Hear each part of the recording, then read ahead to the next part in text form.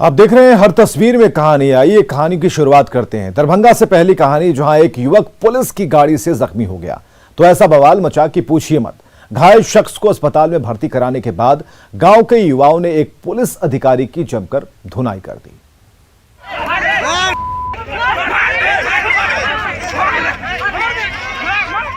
लोगों की भीड़ के बीच पिट रहा ये पुलिसकर्मी दरभंगा के केवटी थाने का एएसआई है। नाम है चिरंजीव तिवारी। आखिर क्यों इन पर लात घूसों की बरसात हो रही है, क्यों गुस्साई भीड़ के हत्थे ये चढ़ गए, तो जान लीजिए।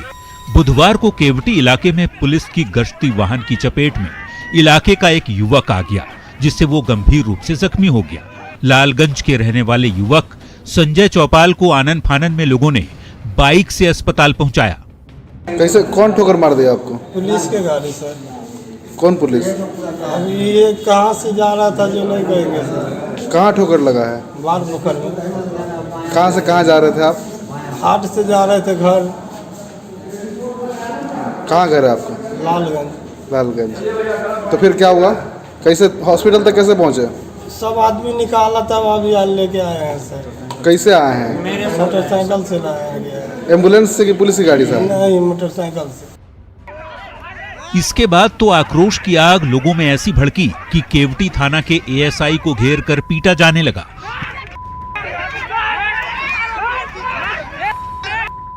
धक्का देकर गिराकर जमकर लात और घूंसे चलाए गए।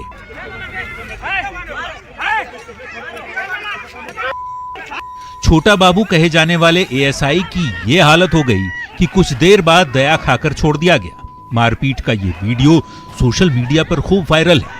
समझिए प्रदेश में पुलिस वालों की क्या स्थिति है। यदि पुलिस जीप से धक्का लग भी गया था तो ऑन ड्यूटी पुलिस पर हाथ उठाना, मारपीट करना कानूनन अपराध है और सजा का भी प्रावधान है। देखना होगा आरोपियों पर कब तक कार्रवाई होती है। विपिन कुमार, न्यूज़ 18, दरभंगा।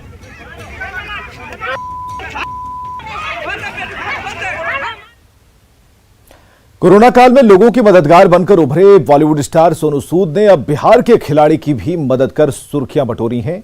नालंदा के नूरसराय का एक एथलीट घुटने की बीमारी के चलते खेल में हिस्सा नहीं ले पा रहे थे, लेकिन सोशल मीडिया पर सोनू सूद से लगाई गई गुहार ने इस खिलाड़ी को भरपूर मदद पहुंचाई।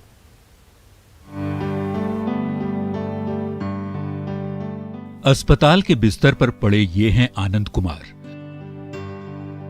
जो एथलीट हैं लेकिन घुटने की बीमारी के चलते इतने परेशान थे कि किसी भी खेल प्रतियोगिता में हिस्सा नहीं ले पा रहे थे।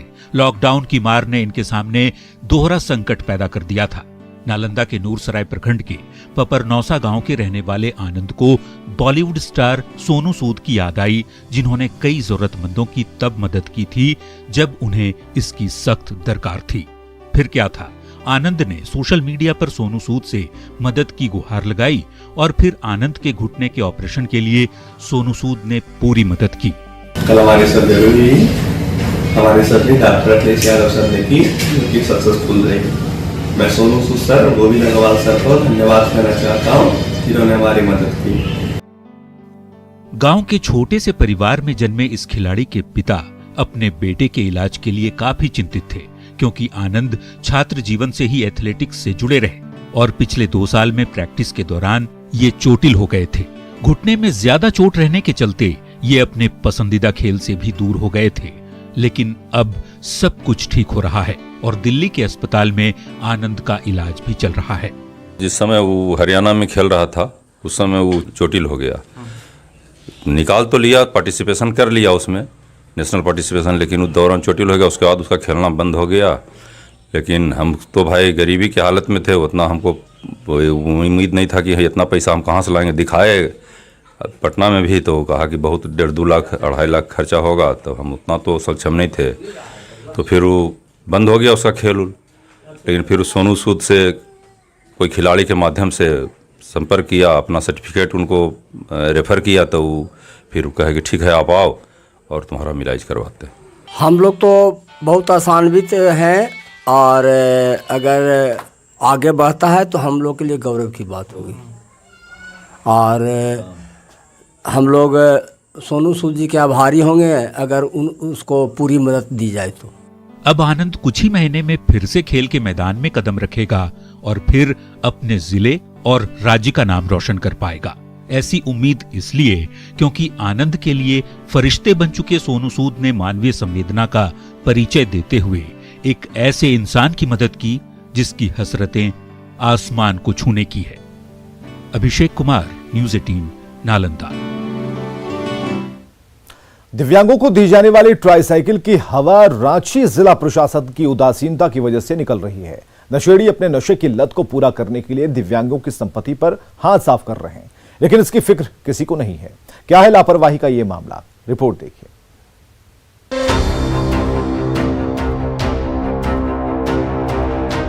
झारखंड में सरकारी लापरवाही का यदि नमूना देखना हो तो राजधानी के बीचों बीच स्थित जिला स्कूल कैंपस पहुंच जाइए। यहां दिव्यांगों के लिए मंगाई गई ट्राईसाइकिल आपको यूं ही पड़ी हुई मिल जाएगी, क्योंकि दिव्यांगों की मदद के नाम पर ऐसी लापरवाही हो रही है कि पूछिए मत। आलम यह है कि महीनों से पड़े इन ट्राईसाइकिल के पार्ट्स पर असामाजिक तत्वों की नजर है और आए दिन इन ट्राईसाइकिल के पार्ट एक एक कर गायब भी हो रहे हैं। माननीय डीसी सर के द्वारा ये रखा गया है विकलांगों के लिए, दिव्यांगों के लिए कि देना है, लेकिन बांटना था पिछले ही महीने, लेकिन अभी तक इनको बांटा नहीं गया, जिसके कारण ये पड़ा हुआ है।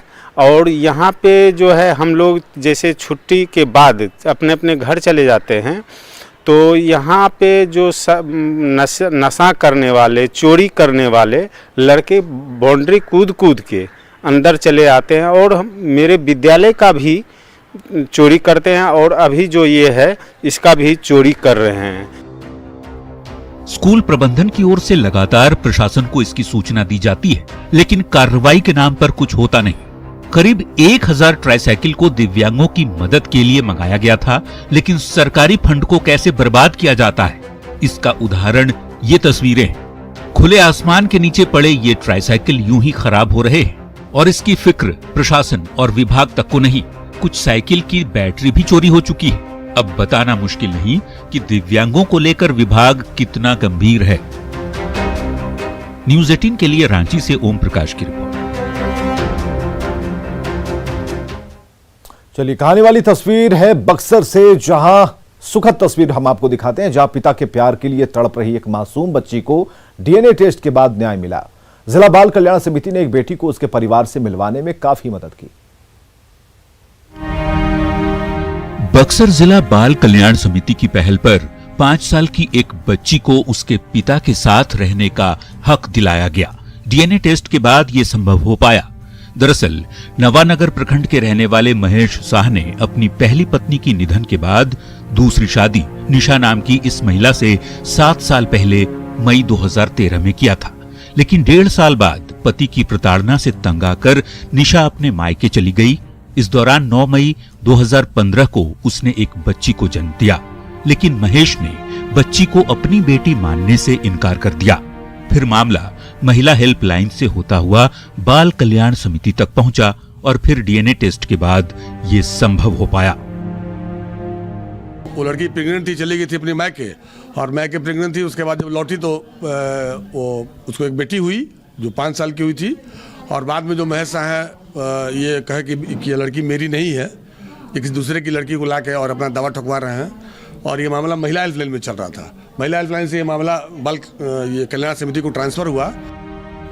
निश्चित तौर पर बिहार में ये अपने आप में पहला मामला है जिसमें पता लगाया गया कि बच्ची का वास्तविक पिता कौन है। जाहिर तौर पर डीएनए रिपोर्ट के आने से अब बच्ची के परिजन काफी खुश हैं। डीएनए टेस्ट कराया है, वो आज रिपोर्ट आया है समिति की तरह से, 100 में 100% निकला हुआ है।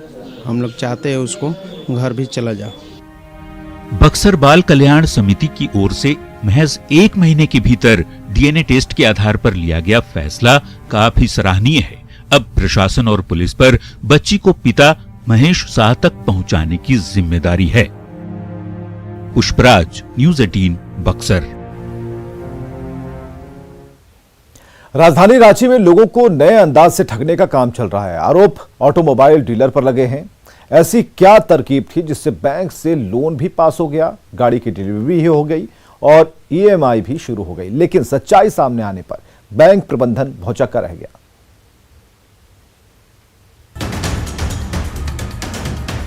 रांची में बेहद शातिराना अंदाज में एक ऑटोमोबाइल डीलर की ठगी का पर्दाफाश हुआ है। तरकीब भी ऐसी कि बैंक से लोन भी आसानी से पास हो गया, लेकिन जब EMI शुरू हुई तब जाकर गड़बड़ झाले का भंडाफोड़ हुआ। दरअसल रांची के पिठौरिया इलाके में विनीता ऑटोमोबाइल के डीलर ने फोटोशॉप की मदद से 1 या 2 नहीं बल्कि 8 ऑटो रिक्शा की डिलीवरी कराई, लेकिन रिक्शा ऑटो खरीदने वाले को मिला नहीं। हाँ, उसकी EMI जरूर शुरू हो गई। आरोपी डीलर रवि रंजन बिहार के बक्सर भागने की फिराक में था, जहां उसने अपना नया शोरूम खोल रखा था। हालांकि समय रहते उसे पकड़ लिया गया। बैंक में लाल कपड़े में मुंह लटकाए बैठा यही रवि रंजन है। ठगी की कहानी बैंक के मैनेजर से ही सुनिए। तो पर्सनल लोन भी चलता है, कोई दूसरा बैंक में इसका गाड़ी का लोन चलता है, कोई और दूसरा बैंक में 2 जगह आई थिंक इसका CC लोन चलता है। मेरे यहाँ भी CC के लिए अप्रोच किए थे, लेकिन हम मना कर दिए थे। दोनों मियाँ भी आए थे। सारा लोन मतलब सारा हैंडलिंग इसका जो प्रोप्राइटर है इसका मिसेस करती है। ग्राहकों को तो बैंक लोन तक की जानकारी नहीं मिल पाई, जबकि गाड़ी मिलने के एवज में बकायदा लोन अकाउंट भी खुल चुका था। हालांकि बैंक की 2 किश्त आरोपी डीलर ने ही भरी थी। रवि रंजन का कहना था कि अगर बैंक से कॉल आएगा तो आप ये बोलिए कि ऑटो आपको 1 हफ्ता पहले मिल चुका है, ये एक वेरिफिकेशन कॉल होगा। तो मुझे डाउट हुआ, तो मैं भैया के साथ यहाँ ब्रांच आया तो पता चला कि 5 तारीख को ही लोन डिसबर्स हो चुका है। उसके बाद फिर खोजते रह गए, ना हम लोग का नंबर उठता, नंबर स्विच ऑफ, ना कोई भेंट घाट। आज गलती से भेटा गया।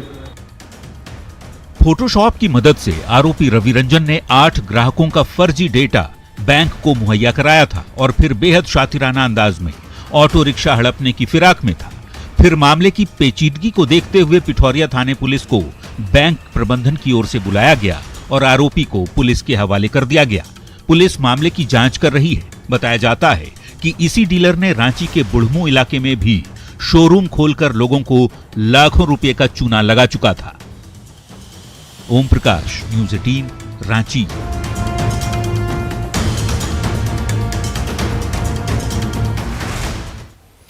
अगली तस्वीर पटना के ऐतिहासिक गांधी मैदान की है। हम आपको दिखाने जा रहे हैं जो प्रदेश की धरोहर के साथ राजधानी वासियों के लिए सैर सपाटे का एक बड़ा स्पॉट है, लेकिन कोरोना काल में आंशिक तौर पर बंद कर दिया गया था इसे। बावजूद इसके लोग जान जोखिम में डालकर यहां प्रवेश कर रहे हैं। शायद प्रशासन को किसी हादसे का इंतजार है।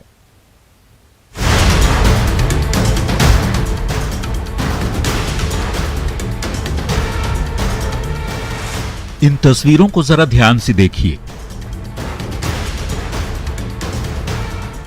देखिए कैसे लोग लोहे के ग्रिल को पार कर रहे हैं। ये नजारा है पटना के ऐतिहासिक गांधी मैदान का।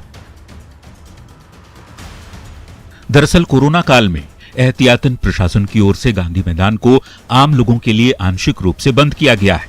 मॉर्निंग वॉक करने वालों के लिए सुबह 3 घंटा गांधी मैदान खोला जाता है, फिर बंद रखा जाता है। चूंकि शहर के दूसरे पार्क अब धीरे धीरे खुल रहे हैं, तो भला अपने पसंदीदा जगह तक जाने की लोगों की जिद कहां रुकने वाली थी।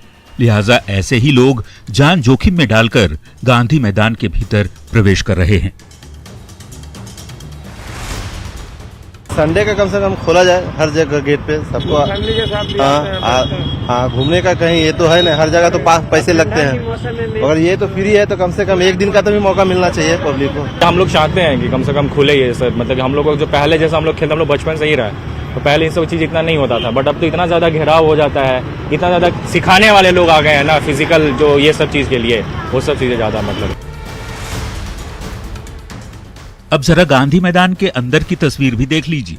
बंद होने के बावजूद बच्चे और युवा बेझिझक यहां क्रिकेट खेल रहे हैं।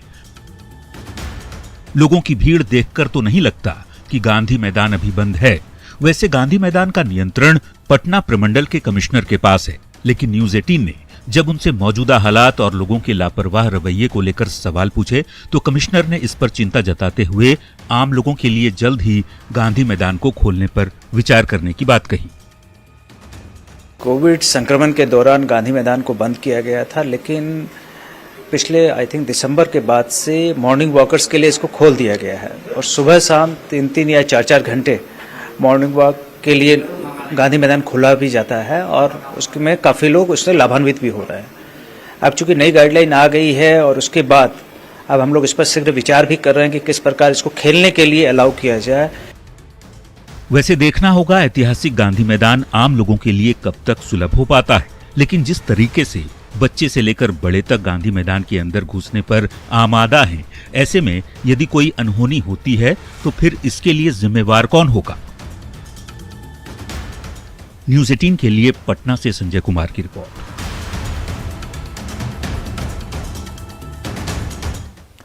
हैदराबाद पुलिस ने ऐसे शातिर बदमाशों को गिरफ्तार किया है जो फर्जी पेटीएम ऐप से दुकानदारों को चूना लगाया करते थे।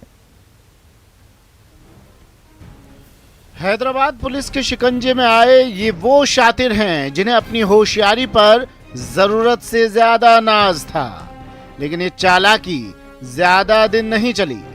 पुलिस ने बुधवार को फर्जी पेटीएम मोबाइल एप्लीकेशन से दुकानदारों को ठगने के 4 अलग अलग मामलों में 8 लोगों को गिरफ्तार कर लिया। आरोपियों की पहचान मोहम्मद मुस्तफा हुसैन, सैयद आमिर हसन, सैयद इलियास, सैयद वाजिद अली, हफीज राणा, मोहम्मद सलमान, मोहम्मद अब्दुल शहीद और मोहम्मद के रूप में की गई है। पुलिस के मुताबिक सभी आरोपियों ने यूट्यूब से पेटीएम स्पूफ की जानकारी हासिल की थी। इसके बाद गूगल से ये ऐप अपने फोन में डाउनलोड कर लिया। इसके बाद आरोपियों ने कई जगहों पर दुकानों में खरीदारी कर इस फर्जी पेटीएम स्पूफ से बिल का ऑनलाइन भुगतान करने का झांसा दिया। ऑनलाइन पेमेंट के वक्त दुकानदार को मैसेज मिलता है, हालांकि कुछ देर बाद दुकानदार को पता चलता है कि उसे भुगतान नहीं हुआ है। खैर, इस तरह आरोपियों ने 4 जगह ठगी को अंजाम दिया। गिरफ्तारी के बाद पुलिस ने आरोपियों को कोर्ट में पेश किया, जिसके बाद उन्हें जुडिशियल कस्टडी में भेज दिया गया।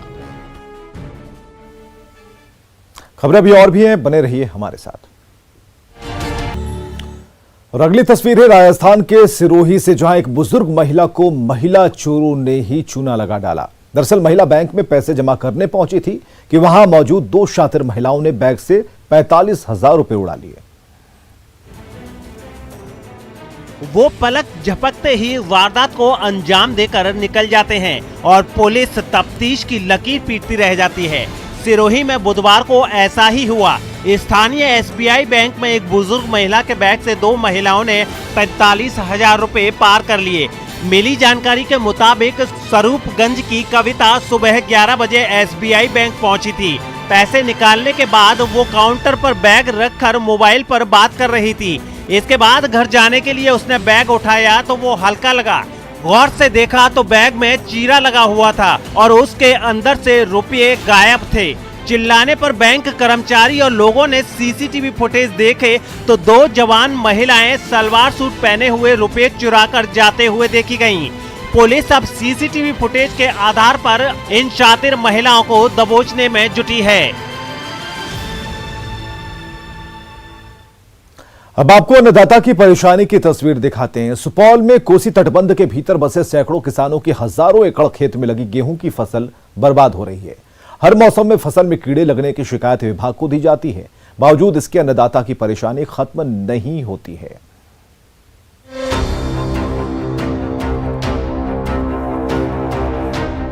खेतों में फैली हरियाली के पीछे सुपौल के किसानों का दर्द भी छिपा है।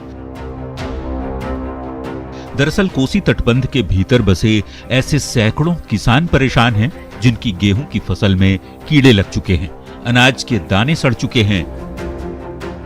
इससे पहले मक्का, मूंग और धान की फसल भी इसी तरह बर्बाद हो चुकी थी। हमारे फसल में लगातार 2-3 फसल वैसे भी पूर्व में बर्बाद हो चुका है। बहुत सारा कीड़ा ऐसा है जो कि फसल को जड़ से भी नष्ट कर रहा है और मतलब कि जो है बहुत काफ़ी मात्रा में फसल को क्षति पहुंचा रहा है हमारे फसल को। इस हिसाब से हम लोग सरकार से ये अपेक्षा करते हैं कि इसमें उचित से उचित जो भी हो इसमें देखरेख के संबंधी हम लोग जानकारी दिया जाए और इसका जो भी निराकरण हो वो जल्द से जल्द सरकार करे, क्योंकि हम लोग का फसल बहुत चौपट हो रहा है। अभी कीड़ा काट रहा है गेहूँ को, वो दिखा रहे। क्या हुआ गेहूँ में? गेहूँ में कीड़ा लग गया है। इससे पहले मूंग का भी खेती हम लोग का चौपट हो गया, उसके बाद धान का गया, अब गेहूं भी जा रहा है। कितने एकड़ करीब फसल में जो है ये कीड़ा लग रहा है? ये हजारों के एकड़ में लगभग ऐसे ही है।